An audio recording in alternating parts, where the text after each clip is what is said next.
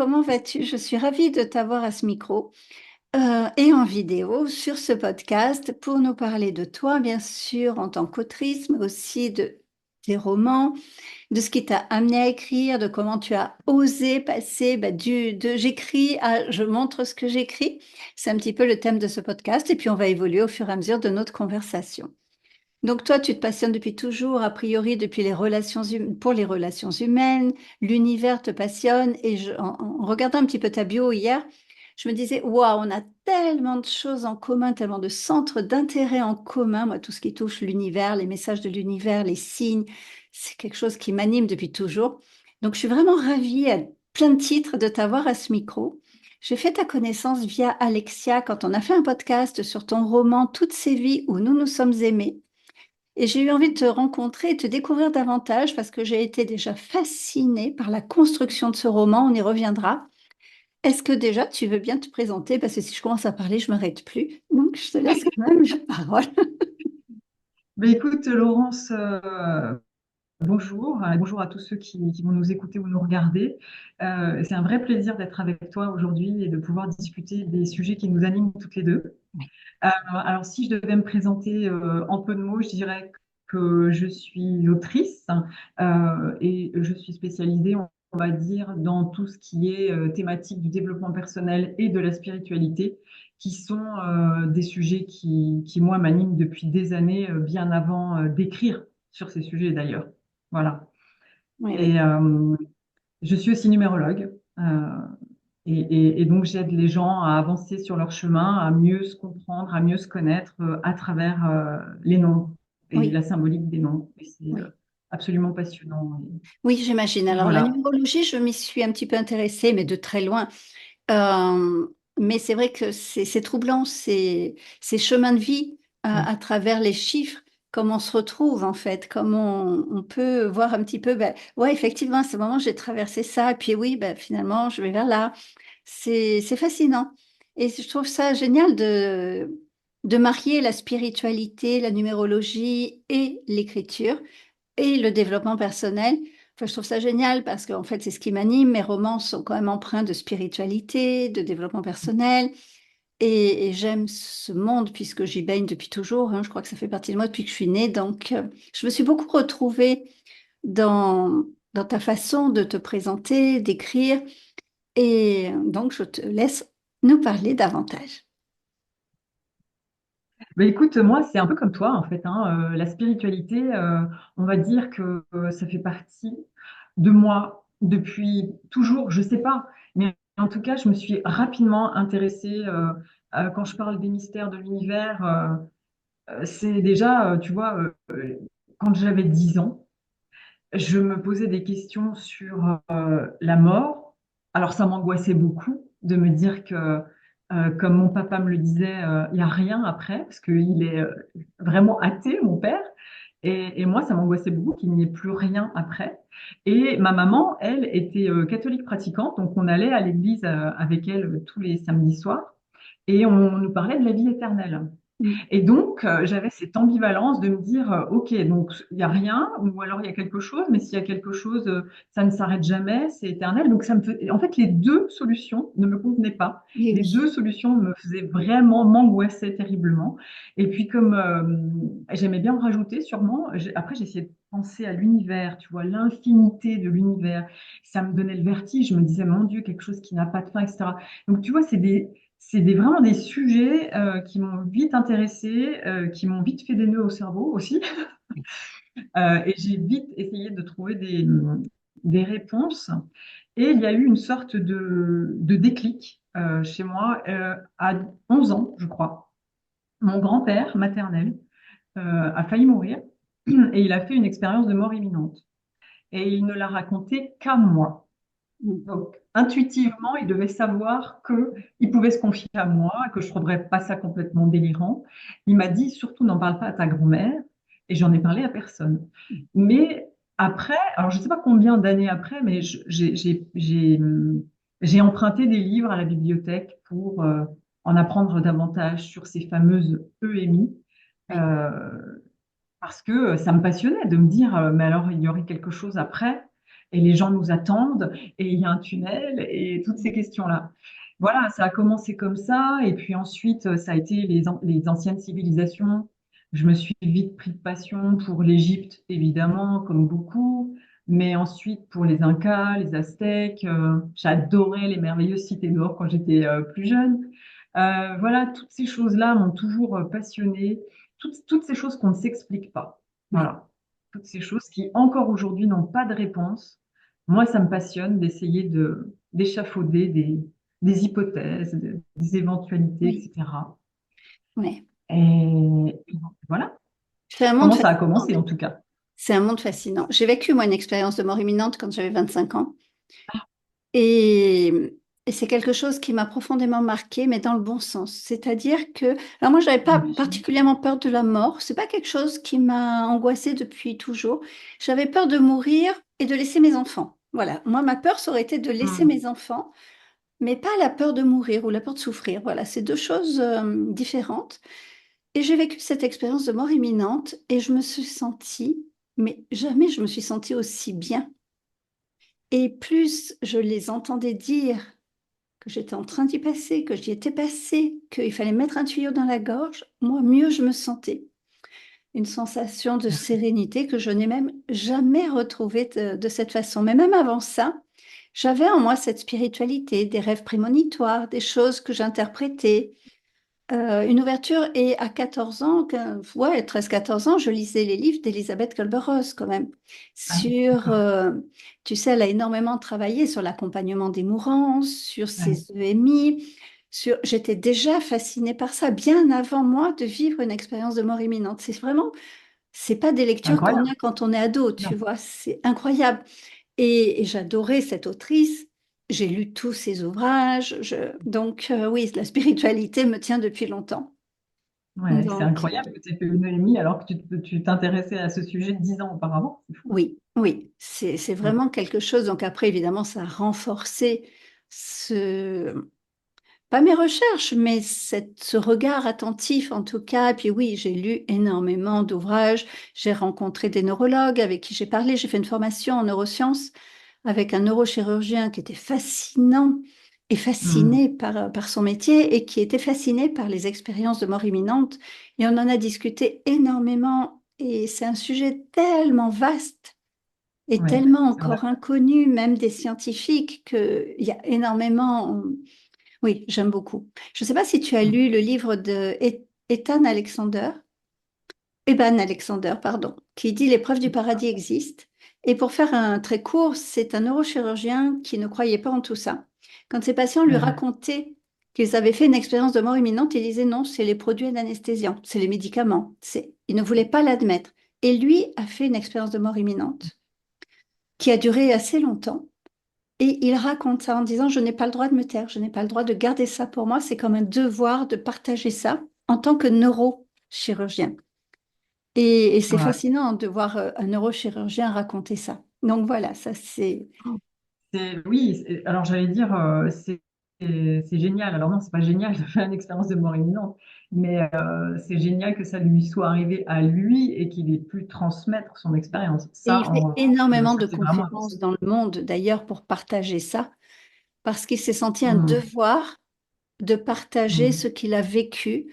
Je crois qu'il est Hmm. resté pendant 7 jours, si ma mémoire ne me trompe pas, avec Ah un oui, encéphalogramme plat. Et il dit que c'est waouh. presque miraculeux qu'il revienne et qu'il puisse se Hmm. souvenir de cette expérience. C'est vraiment, oui, l'épreuve du paradis existe, le titre, et j'ai été bah, évidemment transportée par ce récit, qui plus est quand on a vécu quelque chose de J'imagine. similaire. Et je pense que c'est un ouvrage qui pourra t'intéresser. Alors, ça Mais m'intéresse tellement. Regarde que tu vois, je vais même le noter tout de suite. Les portes du paradis. Et tu vois, mon grand-père, c'est ce qu'il m'a relaté, la même chose que toi. Il m'a dit, j'ai ressenti, j'étais tellement bien, alors, je ne sais pas s'il a utilisé le terme sérénité, mais en tout cas, il se sentait tellement bien, tellement entouré d'amour, oui, que, il m'a dit, j'avais pas du tout envie de revenir, quoi. oui. Pas du tout. Alors après, c'était pas son heure, mais il a plus du tout eu peur de la mort après ça.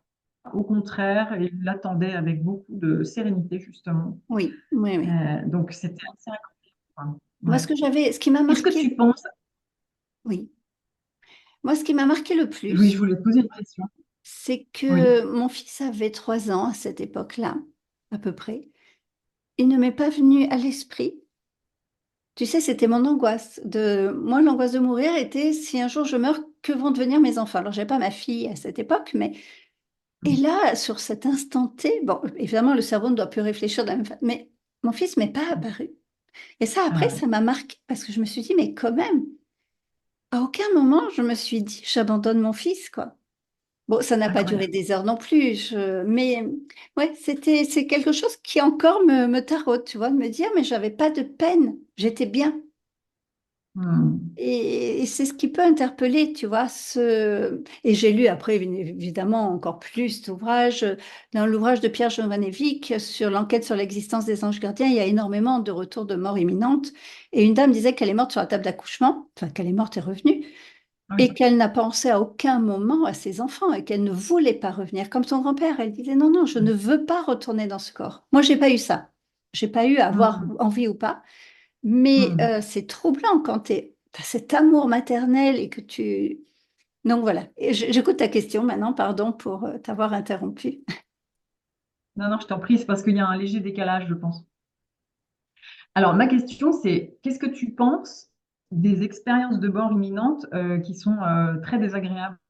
Tu sais, ça arrive parfois que certaines personnes vivent quelque chose un peu d'infernal, de vraiment pas. Voilà. C'est Qu'est-ce que tu en difficile. penses, toi? Eh bien, alors, je me demande si c'est pas lié aussi à leur peur. Ah, peut-être.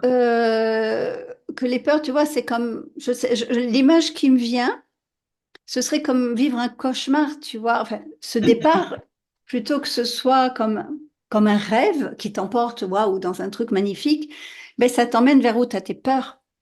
À moins que Hmm. ce soit le destin de la personne ou qu'ils doivent passer par là pour mieux Hmm. revenir et mieux comprendre ce qu'il doit améliorer. Ça peut être ça aussi, comme une deuxième Ouais, chance.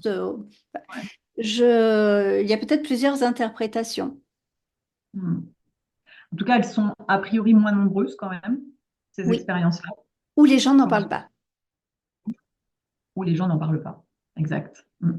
Ou Et les c'est gens vrai que n'en- les gens parlent plus maintenant de ce genre de choses, alors que c'était très, très tabou il y a encore peu de temps, Ah oui, moi hein. quand je l'ai vécu, c'était une période où j'ai 60 ans, donc t'imagines, j'en avais 25, Hmm. c'était quelque chose de très tabou, enfin, on n'en parlait pas d'ailleurs.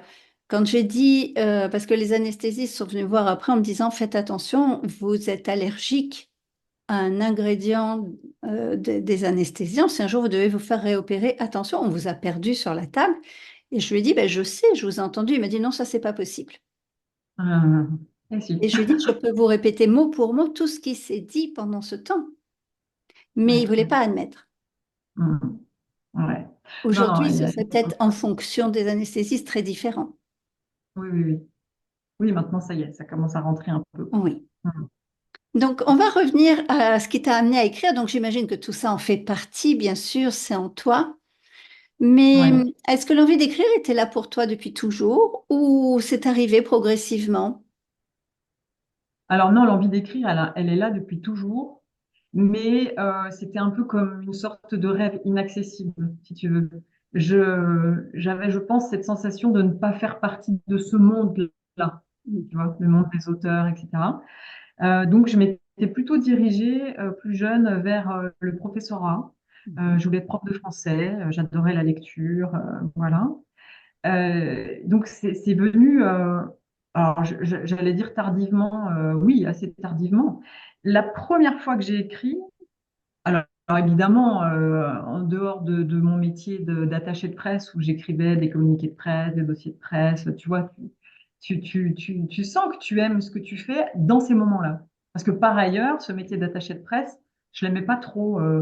Donner des coups de fil aux journalistes, insister, frapper aux portes, tout ça. Moi, c'est pas trop mon truc. En revanche, tout ce qui était rédaction, j'adorais ça. Mhm. Donc, je me suis dit, bon, au bout d'un moment, je vais peut-être essayer de passer de l'autre côté de la barrière et au lieu d'écrire des communiqués qui seront repris par certains journalistes, peut-être que je peux faire mes propres articles et devenir moi-même journaliste. Alors, j'ai pas fait d'école de journalisme. Je suis devenue rédactrice, on va dire ça comme ça, Mhm. pour des magazines locaux. Et là, j'ai commencé à prendre confiance en ma plume à ce moment-là. Et ensuite, le premier livre que j'ai rédigé, c'était pas pour moi. C'était une commande, la commande d'un psychothérapeute qui avait envie de raconter son parcours, mais qui n'avait pas la plume pour le faire. Et donc, c'était mon psychothérapeute. D'accord. Et il m'a dit, est-ce que tu serais d'accord pour écrire mon histoire et être mon écrivain privé? Et je lui dis, bah oui, allons-y.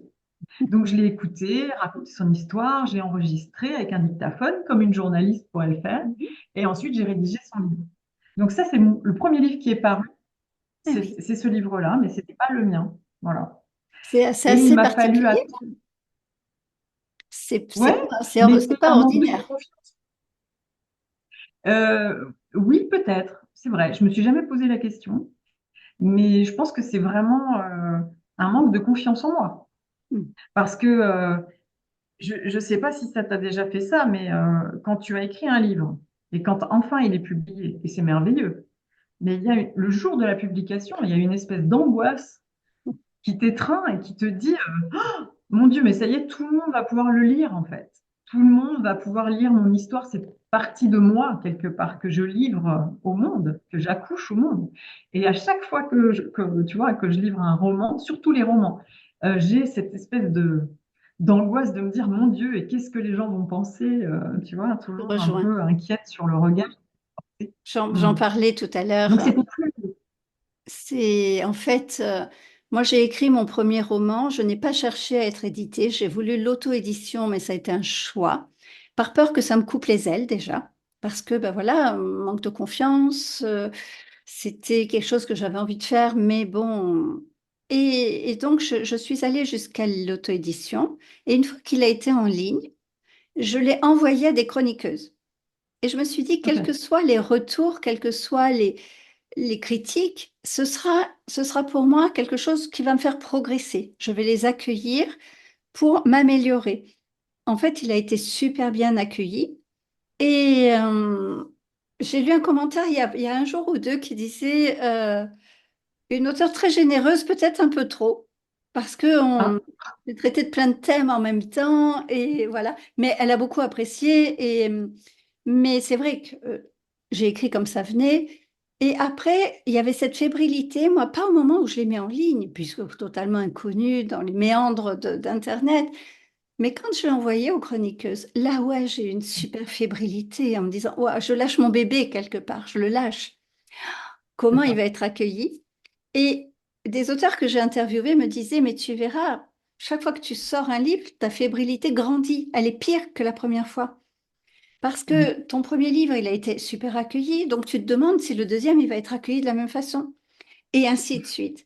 Et c'est vrai, là, je viens de sortir le deuxième le 15 juin, et j'étais mais d'une fébrilité extrême. Donc là, j'étais passée par la bêta lecture, et malgré tout, j'étais hyper fébrile.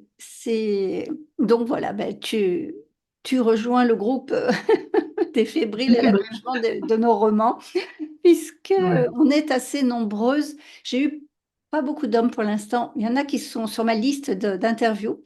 Pour l'instant, il n'y a eu qu'un homme qui est passé sur ce podcast, qui est Robert Savoie, qui m'a fait la préface de mon deuxième roman.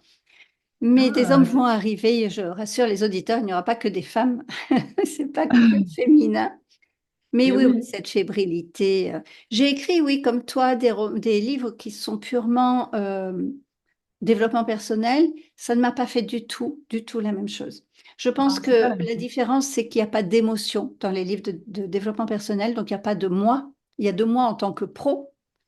Il y a un savoir, en quelque sorte, que je pose sur le Ouais, papier. Dans mes romans, il y a une grande part de mes émotions. Il y a une grande part de moi et je suis à te lire, il y a une grande part de toi vraisemblablement. Et c'est un petit peu une façon de nous dévoiler, de nous montrer. Et moi, j'ai reçu beaucoup de messages qui me disaient, c'est biographique votre roman? Et je disais, non, c'est une autofiction, mais il y a forcément de moi dedans. Il y a des passages, ce sont de vraies émotions que j'ai traversées. ouais. Et ça, je pense que vraiment, les lecteurs ne s'y trompent pas, Oui. parce que j'ai eu les mêmes retours que toi suite à toutes ces vies où nous nous sommes aimés. J'ai eu beaucoup de personnes qui témoignaient de leur propre histoire. Mm. Voilà, parce que vraiment, ça leur parlait beaucoup. Et j'en ai quelques-unes qui ont osé me demander si c'était autobiographique. Je pense Ouais, que beaucoup l'ont pensé, mais n'ont pas forcément osé me demander. Et je réponds la même chose que toi. C'est de l'autofiction. C'est-à-dire que oui, bien sûr qu'il y a une part de mon histoire, bien sûr qu'il y a une part de mes émotions.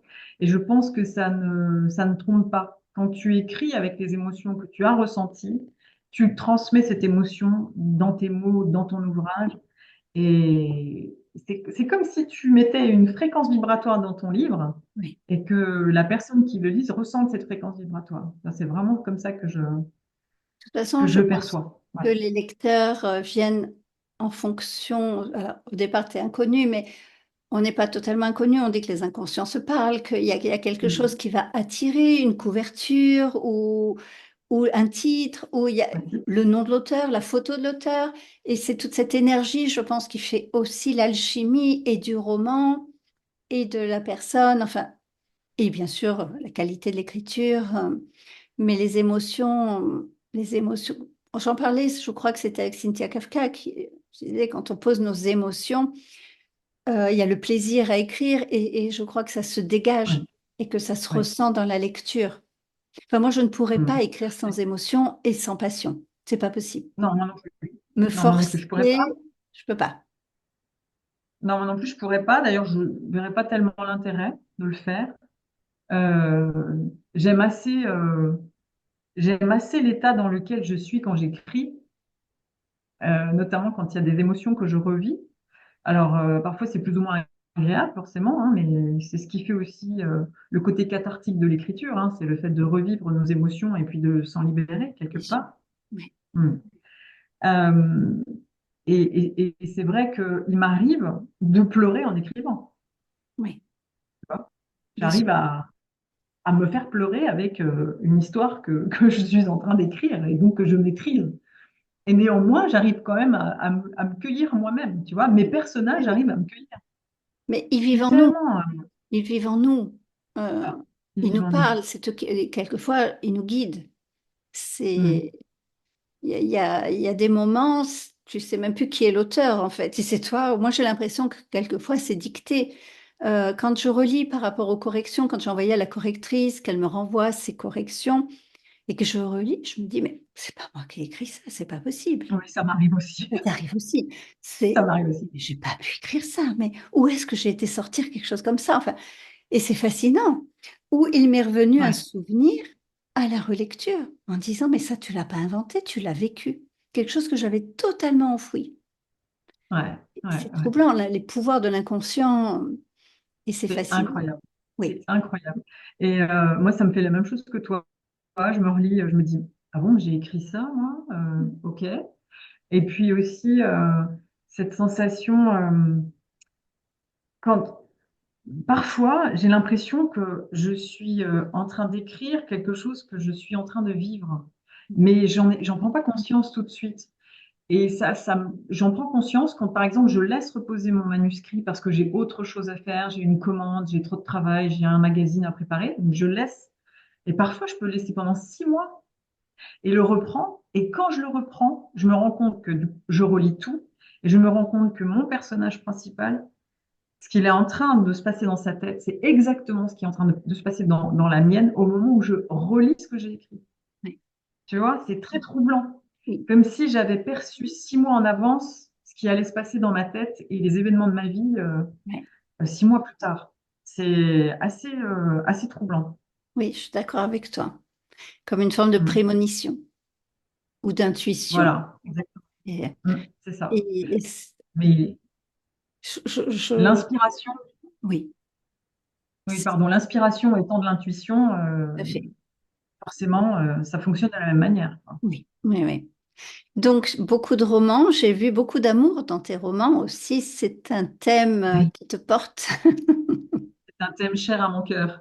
Oui, oui, oui. Oui, ben, quand on est, je vais parler un peu de numérologie, mais quand on est un chemin de vie 33-6, le cœur, l'authenticité des émotions, l'amour, les épreuves dans l'amour vont être le chemin.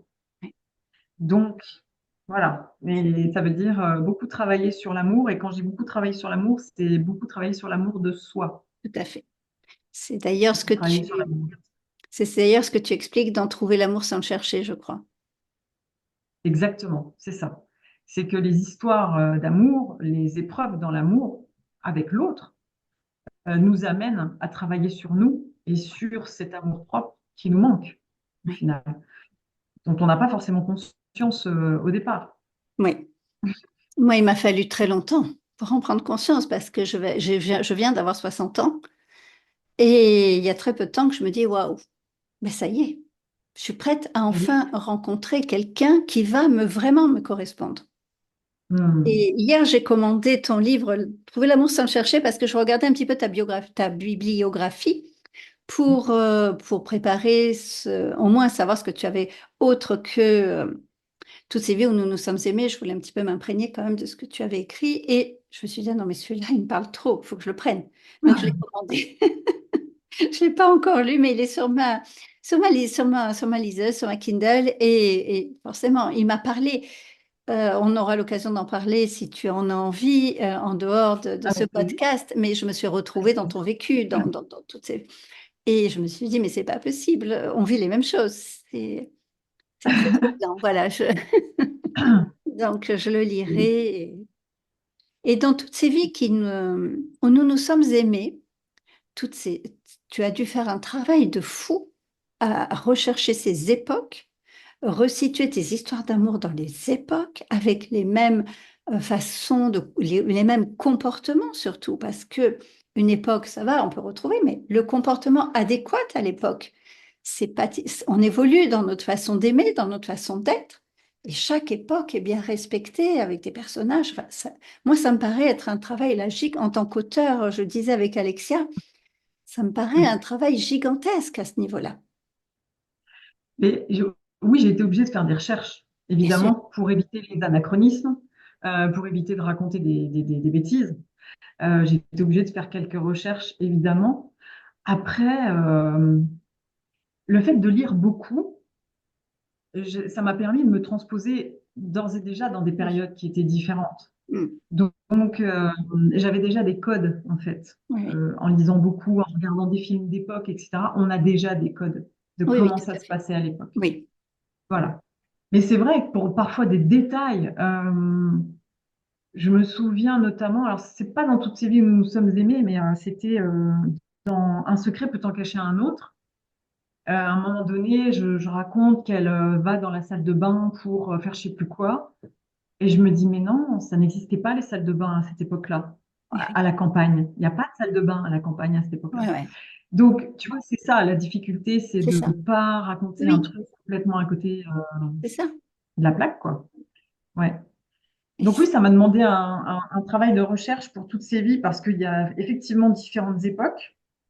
Euh, et en même temps, il y a eu beaucoup de, je pense, beaucoup de choses inspirées. Là, pour le coup, tu vois, les choses qui viennent de je sais pas d'où, oui, oui, oui, dépense de mais monde. ouais, vraiment. Et si tu veux, moi, il se passe quelque chose dans mon processus d'écriture. Je sais pas comment ça se passe pour toi, mais quand je suis dans un roman, mes personnages, je les pose quelque part. Et après, c'est comme un film qui se déroule devant mes yeux. Et je raconte le film que je suis en train de regarder. Oui, c'est Tu ça. vois? Voilà. Alors parfois, quand ça va pas, je me fais des rewind, hop, retour en arrière. Non, non, attends, en fait, il va pas tourner à droite, il va tourner à gauche. Bon, je schématise, mais tu Oui, vois. oui. Mais c'est vraiment ça. J'ai vraiment l'impression d'avoir un écran de cinéma devant mes yeux ouvert, pourtant, parce qu'il faut bien taper en même temps. Et je raconte le film que je suis en train Alors, moi, de ça voir, vient de regarder. déjà la trame de l'histoire pour le deuxième roman m'est venue dans l'avion. Je partais voir ma fille au Mexique. Et ma fille m'avait dit un jour, bon, bah, après Irrésistible Lumière, quand tu l'auras fini, j'espère que tu écriras sur le Mexique. Elle vit au Mexique, elle est mariée avec un Mexicain. Et je lui dis, bah oui, ma chérie. Puis j'allais la voir pour Noël et j'avais pas du tout fini. J'étais en pleine écriture de Irrésistible Lumière.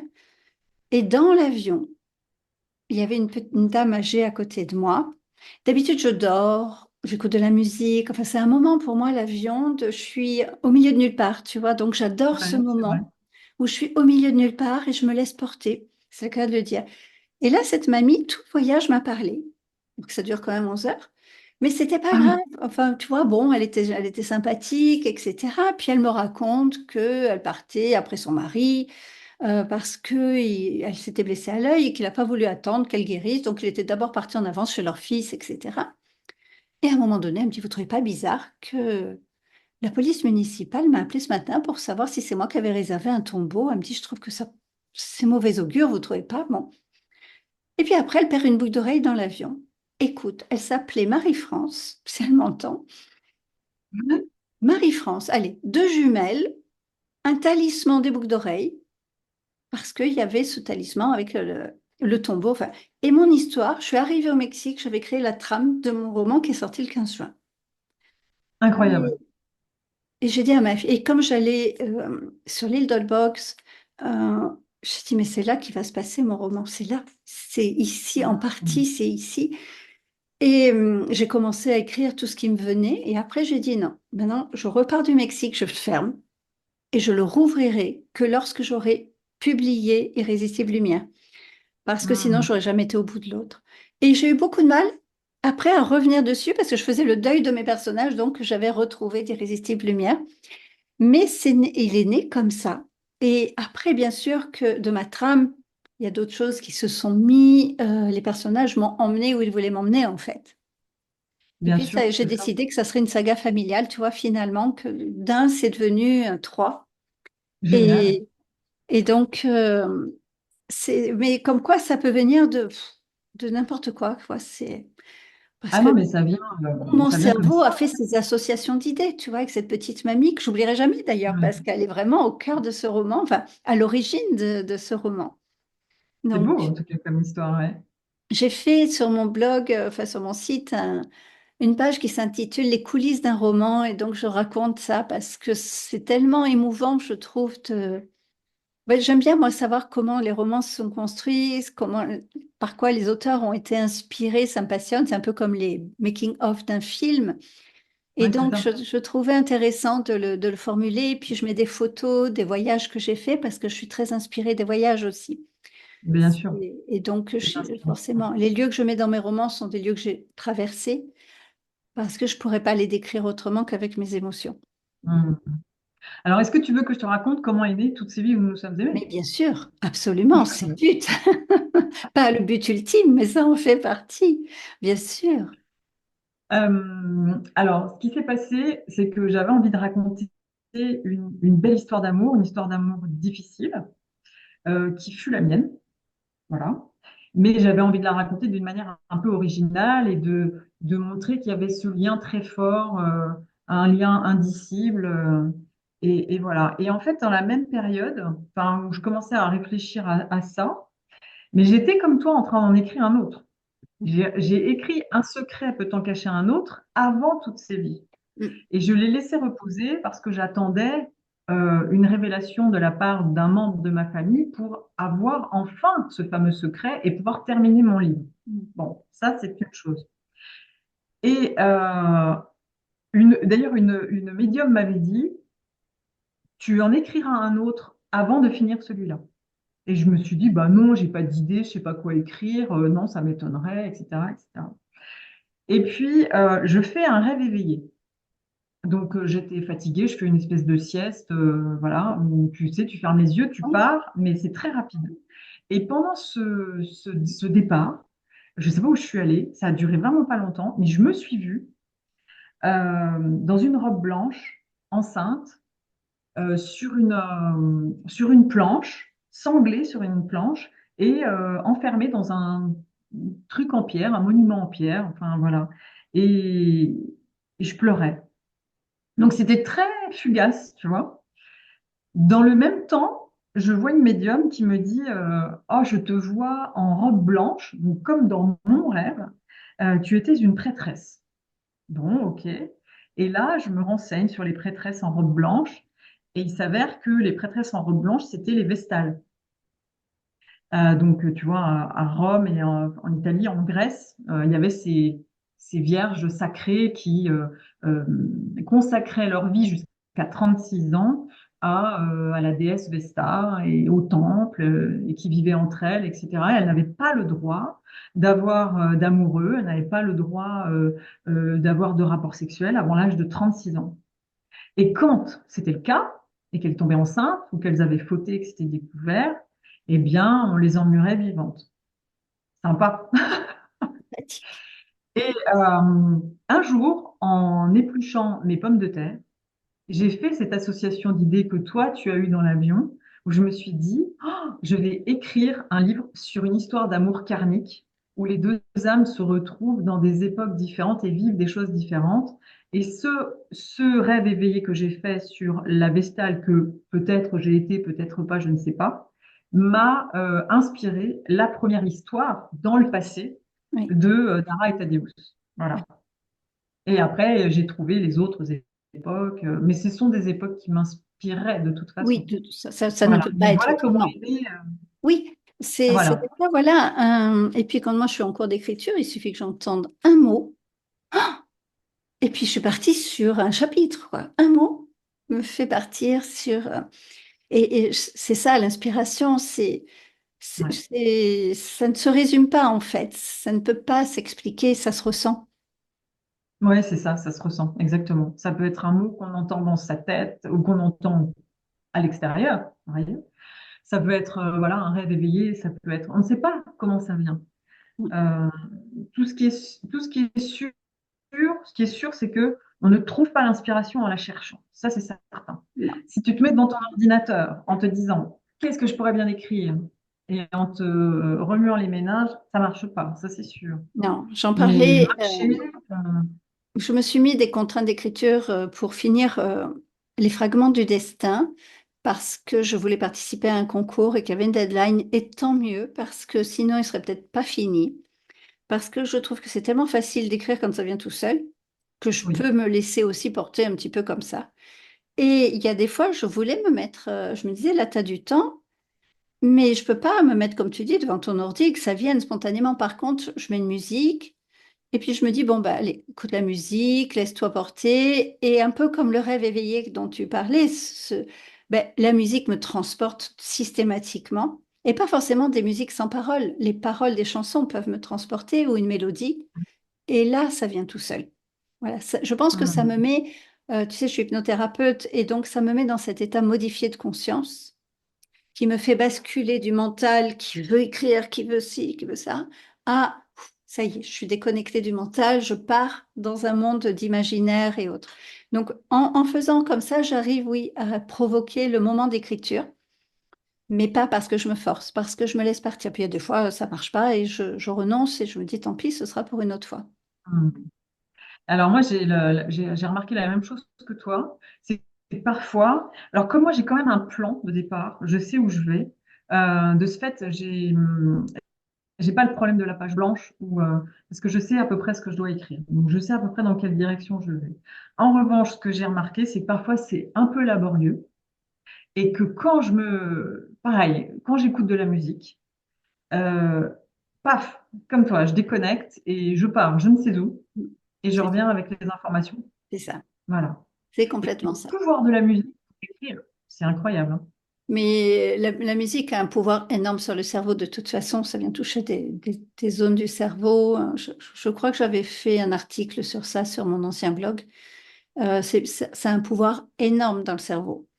Et moi, je n'ai pas de plan. J'ai ma trame d'histoire, mais je n'ai pas de plan. Ouais, d'accord. Et les personnages Alors, je sais où je vais, je sais où je veux aller, Mhm. mais il y a des fois, ça prend des tournures, ou comme je mets aussi quand même des outils thérapeutiques dans mes romans, ben, j'ai Ouais. besoin de créer un personnage qui va m'amener à pouvoir mettre mon outil, l'intégrer, et je me laisse plus porter de cette façon. Mais là, j'apprends, moi, à me structurer, parce que comme je pars sur une saga, il faut vraiment qu'il y ait une structure quand même pour qu'il y ait une cohérence dans les autres tomes. Oui, c'est ça.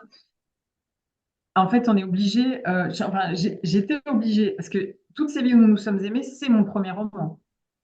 Tu verras, Trouver l'amour sans le chercher, c'est pas un roman, c'est un Oui, livre hybride c'est un où je récit. raconte une histoire et ensuite, c'est vraiment un. un ouvrage de développement personnel. Ouais. Mais Toutes ces vies, c'est vraiment mon premier roman. Et clairement, j'ai pas choisi la formule la plus simple. Comme tu l'as dit, je fais des Claire. allers-retours dans le passé. Et il fallait qu'il y ait une Oui. cohérence entre Ah, mais l'histoire et ce que c'était. c'est pas un livre qu'on peut écrire sans structure, c'est pas possible. C'était pas possible. Voilà. Non. Donc, il a été hyper structuré dès le départ. Euh, Après, pour Un secret peut en cacher un autre, j'avais moins besoin de structure, mais j'avais en revanche la nécessité de mettre des outils de développement personnel à l'intérieur, comme tu le fais. Et donc, c'est ça qui m'a aussi structuré mon récit, parce que d'abord, Oui, elle essaye, je sais plus quelle technique, la psychanalyse transgénérationnelle, le chamanisme, enfin voilà, il y a tout un... Et donc ça structure aussi, effectivement, oui, oui. oui, oui. Et oser Mais donc, après, oui, après oui, on peut bifurquer, se laisser porter, voilà. Moi, voilà. souvent, je vais par exemple, alors moi, je n'ai pas de structure, mais j'ai quand même comme le squelette, si tu veux, de mon roman. Et je sais, il y a des fois, des personnages me parlent, je vais écrire toutes 3, 4 pages, 5 pages, 10 pages. Je sais à peu près où ça va se mettre dans le roman. Mais je peux des fois commencer par là, tu vois. Ah ouais, ok. C'est pas du tout le début que ça va s'intégrer, peut-être quasiment aux trois quarts. Donc je les pose. Et il y a des fois, j'oublie des morceaux que j'avais préparés et je les retrouve après qu'ils soient édités, tu vois. Enfin, après qu'ils Ah soient oui, sortis. Oui, oui. Ça m'est arrivé pour Irrésistible Lumière. Je me suis dit, oh, mais j'ai oublié de le mettre. Bon, ben, tant pis, ça me servira peut-être pour un autre, ou c'est que ça devait ouais. bailler. Oui, oui, et je me dis, non, il faut quand même que j'arrive. Mais si je pars d'une structure, je vais me bloquer par le mental. Hmm. Donc, j'ai ma trame, mon histoire, elle est construite au moment, enfin, le Ouais. gros plan, en fait.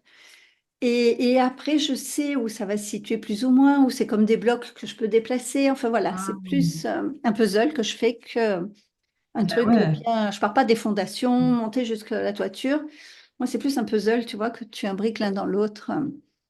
Et Ouais, mais après, c'est une autre manière de fonctionner, hein. je relis tout. Et là, oui, je vais structurer à cette relecture pour Ah oui. qu'il y ait une cohérence, pour que, voilà, qu'il n'y ait pas des problèmes de date ou des problèmes de... Ouais. Voilà, que la rencontre ne se fasse pas avant le fait qu'il ait pu croiser le mec un jour. Ou... voilà, mais Mais c'est ça, c'est vraiment, fascinant. ouais, c'est fascinant et c'est vraiment quelque chose que j'ai remarqué dans la difficulté d'écrire. Et je me doutais pas de ça, c'est marrant. C'est vraiment cette difficulté à conserver une cohérence au niveau justement des dates, de la temporalité. Oui, Et même dans l'écriture, c'est-à-dire grammaticale, des conjugaisons, etc., tu vois, c'est pareil, il faut faire attention de rester dans ta temporalité. Si tu as commencé à parler au passé, parfois on a tendance pas à revenir au présent oui, parce que notre personnage, elle est en train de faire quelque chose et qu'on a tendance à parler au présent. Et ça, waouh, oui, ça demande ouais, vraiment une attention constante et puis de parfois réécrire un chapitre entier. Moi, ça m'est déjà arrivé de oui. réécrire des chapitres entiers parce que j'étais plus dans la bonne concordance des temps. Et c'est là où aussi la relecture de la part d'une maison d'édition est nécessaire. Même si j'ai jamais eu vraiment de gros problèmes de concordance de temps, mais je me rends compte que c'est compliqué, quoi. Et les gens qui commencent à écrire se rendent compte que c'est compliqué. Oui. Souvent, on m'a fait des retours en disant, oh là là, mais c'est compliqué, le temps, etc. Ouais, c'est compliqué, oui, c'est vrai. Alors moi, j'ai pas la relecture d'une maison d'édition, mais j'ai la correctrice qui me relit Oui. et la bêta lectrice Hmm. qui me relit aussi et qui me font des Ah oui. retours. Parce qu'elle ne, Nathalie qui m'a corrigée ne fait pas que relire en fait, elle me met aussi des annotations. Mhm. Euh, Alexia qui a relu aussi m'avait mis des petits ah j'adore et lui ah j'ai cru que lui il était mort donc je me suis dit ah là il y a une confusion il va falloir que je Hmm. m'améliore. Et c'est hyper important, voilà, que ça me permet aussi, moi, de reprendre et d'étoffer ou de... Donc, Bien j'ai sûr. pas la maison d'édition, mais je me suis entourée quand même pour avoir un regard pro déjà Je ne voudrais pas écrire un roman avec des fautes. Et quand j'écris, Hmm. je fais des fautes. Mais c'est Oui. horrible. Quand je me relis des fois, mais pas tout de suite. Mais je me dis, mais comment t'as écrit ça? Mais je suis Parce tellement qu'on dans est porté l'histoire par- oui, mais c'est ça, c'est parce que tu es dans que l'histoire. Et donc, c'est pour ça que c'est important. Et puis, avoir voilà, le regard extérieur de quelqu'un qui va plonger dans l'histoire, et c'est essentiel aussi. Quels sont Ah oui, tes oui, c'est projets? Tu as d'autres romans en projet? J'imagine mais que j'ai un oui. roman en cours là. Ah Je oui, suis en train d'écrire mon troisième roman qui parlera, comme tu t'en doutes, d'amour, oui.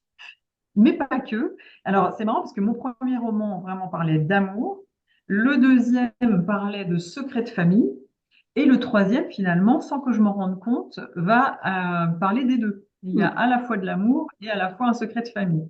Mm. Donc là, je me régale. Je peux te dire que là, je suis dans mes deux, Ouais, voilà, ouais. mes deux sujets de Bravo. prédilection. Et je devrais l'avoir terminé fin août, normalement, D'accord. si tout va bien. Voilà, là, cet été, c'est vraiment, je me consacre à l'écriture de ce roman. Donc, Ouais. Mais on a le même voilà. été, tu vois, parce que juillet-août, C'est vrai? Oui. juillet-août-septembre, je me consacre au deuxième tome. Je voudrais qu'il sorte fin d'année maximum parce que je ne veux pas laisser plus de 6 mois entre les deux. C'est une saga. Mais oui. Et donc, je me suis organisée pour vraiment, voilà, je me suis dit l'été, ce sera focus écriture. Là, je suis pas mal Ouais. partie. Et du coup, c'est l'été, voilà. Je me dis, je vais pas sortir, faire plein de choses. C'est vraiment, je me consacre au deuxième tome. Après, je me mets pas une pression s'il sort pas en décembre, il sortira en janvier, c'est pas grave. Mais Oui, dans l'absolu, j'aimerais bien respecter mon délai. ton planning. Hmm.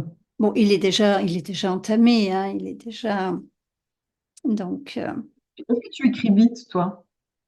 alors je peux écrire très vite parce que je peux passer des heures sans m'en rendre compte. Il Hmm. m'est arrivé de déjeuner, et pourtant je suis pas vraiment écriture dans la journée. Je suis plus ou le matin très tôt ou le soir très tard.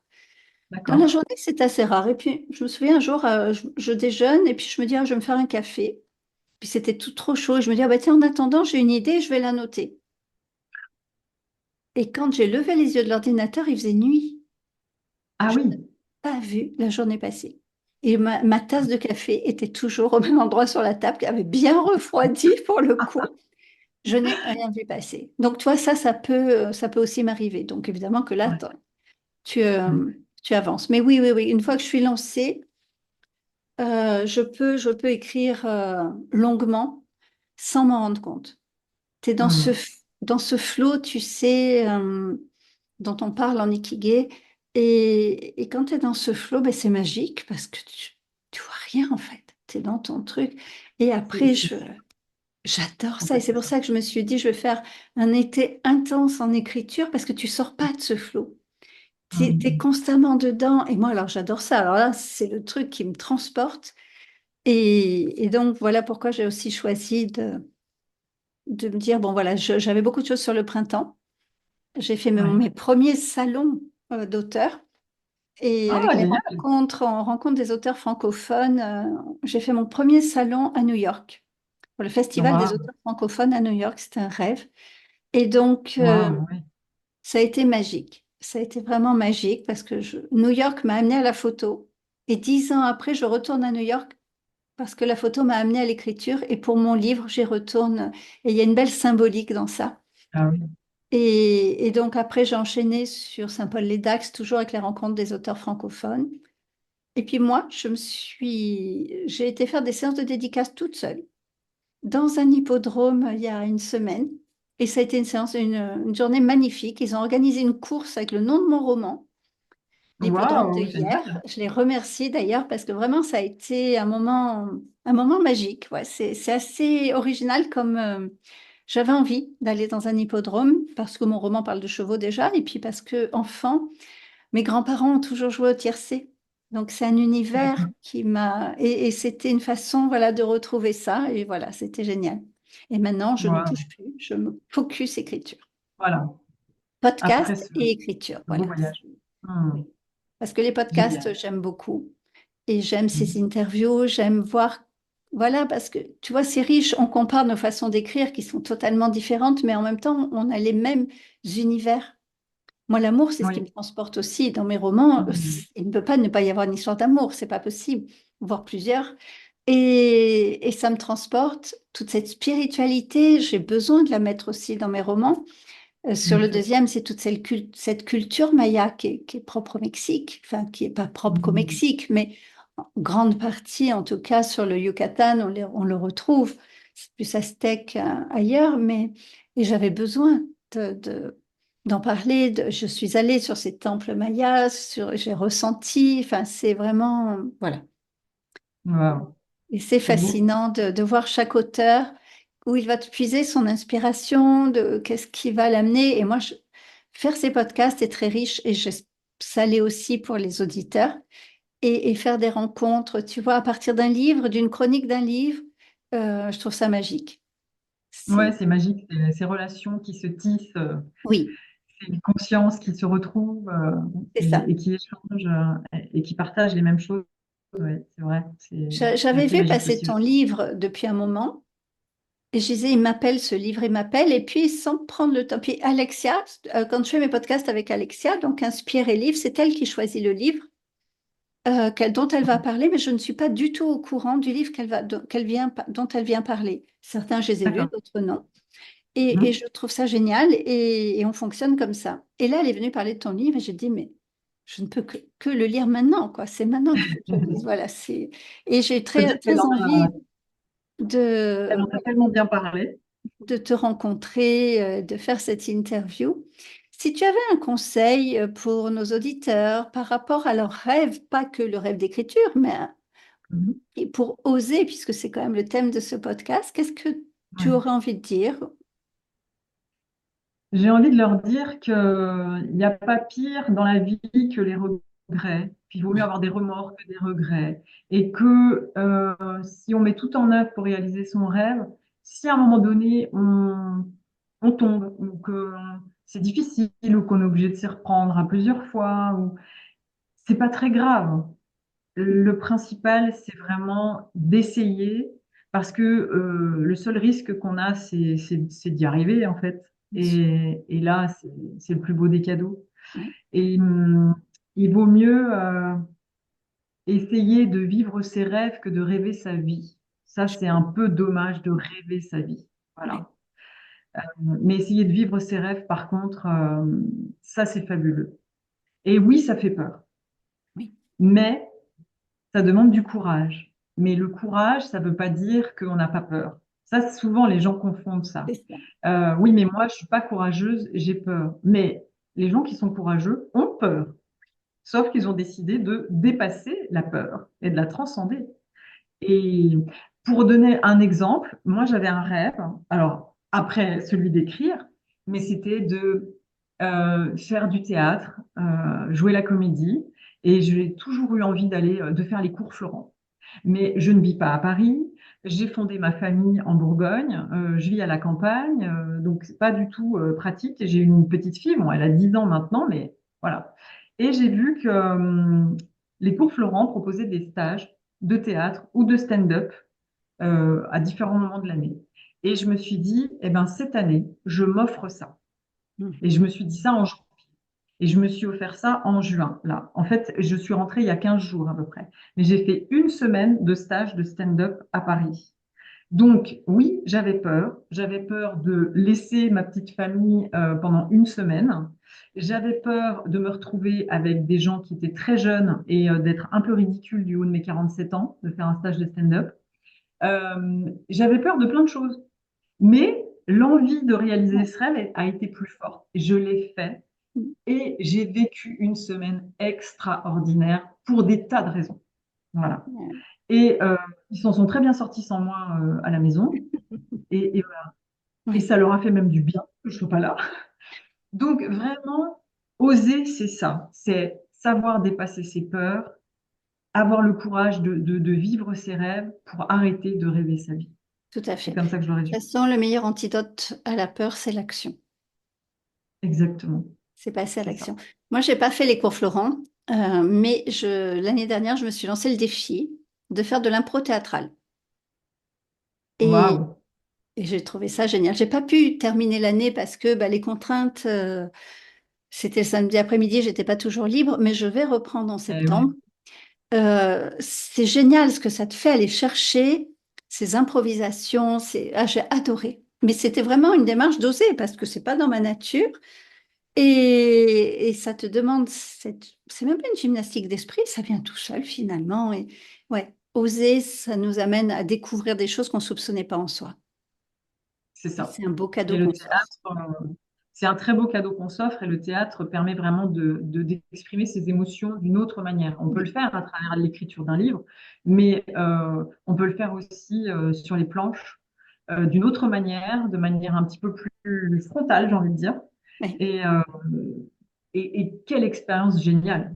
Vraiment, quelle expérience cathartique aussi d'ailleurs. j'imagine, ouais. Merci Céline. Je ne vais pas me tromper cette fois. Quand je commence à me tromper dans Merci les Laurence. prénoms après, je continue. Et c'était un plaisir et je pourrais échanger encore pendant des heures, mais je ne vais pas te monopoliser. Et si tu en as envie, on reprendra contact pour échanger en aparté parce qu'on Oui, a en aussi aparté, un bien univers sûr. commun et que vraiment qui me porte. Et cette numérologie m'intrigue, donc je reviendrai vers toi aussi pour ça, pour qu'on en Ok. parle. Eh ben, Merci. avec grand, grand plaisir. Je suis prête à parier qu'on a des nombres qui se ressemblent, enfin qu'on a les mêmes nombres dans nos thèmes, parce que pour avoir les mêmes sources d'intérêt, les mêmes manières de faire, Oui, etc., je pense qu'on a des nombres qui doivent être on va le découvrir similaires. très vite. Voilà, on en reparlera avec grand, grand plaisir. En tout cas, je te Oui, remercie infiniment de cet échange et de cette proposition de passer dans ton moi podcast. je Ça me te ravit. remercie et j'en profite pour remercier Alexia parce que sans Alexia, cette rencontre n'aurait pas eu Moi lieu. aussi. Elle nous a mis en Moi aussi, je relation remercie Alexia. et donc je la remercie parce que très belle rencontre. Et puis Alexia est une magnifique rencontre. Alexia était la première personne qui a chroniqué mon premier roman. D'accord. Et quand j'ai créé ce podcast, on est resté un petit peu en lien, on a papoté un petit peu sur Insta. Et quand j'ai créé ce podcast, je lui ai demandé si elle voulait être ma première invitée. Et ensuite, j'ai Génial. eu cette idée de me dire, mais si elle venait parler, parce qu'elle fait beaucoup de chroniques sur son Insta, si elle venait en Ouais. parler, et je lui ai proposé, elle m'a dit, mais j'adorerais. Et c'est comme ça que cette grande amitié est née. Et j'adore nos podcasts qui sont pleins de fou rire, pleins d'échanges. Et donc, c'est grâce à elle. Donc, Hum. merci Alexia et je te fais des gros bisous au passage. Ouais. Et Merci Alexia, merci encore pour toutes les belles choses que tu as pu dire sur toutes ces vies où nous sommes aimés. Moi, quand j'ai écouté le podcast, j'ai eu les larmes aux yeux, vraiment d'émotion que ça ait pu autant parler. Euh, voilà, donc merci, merci pour ça et merci pour cette belle rencontre avec Laurence aussi. merci à toi et puis à très bientôt. À très bientôt, Laurence. Au revoir. Au revoir.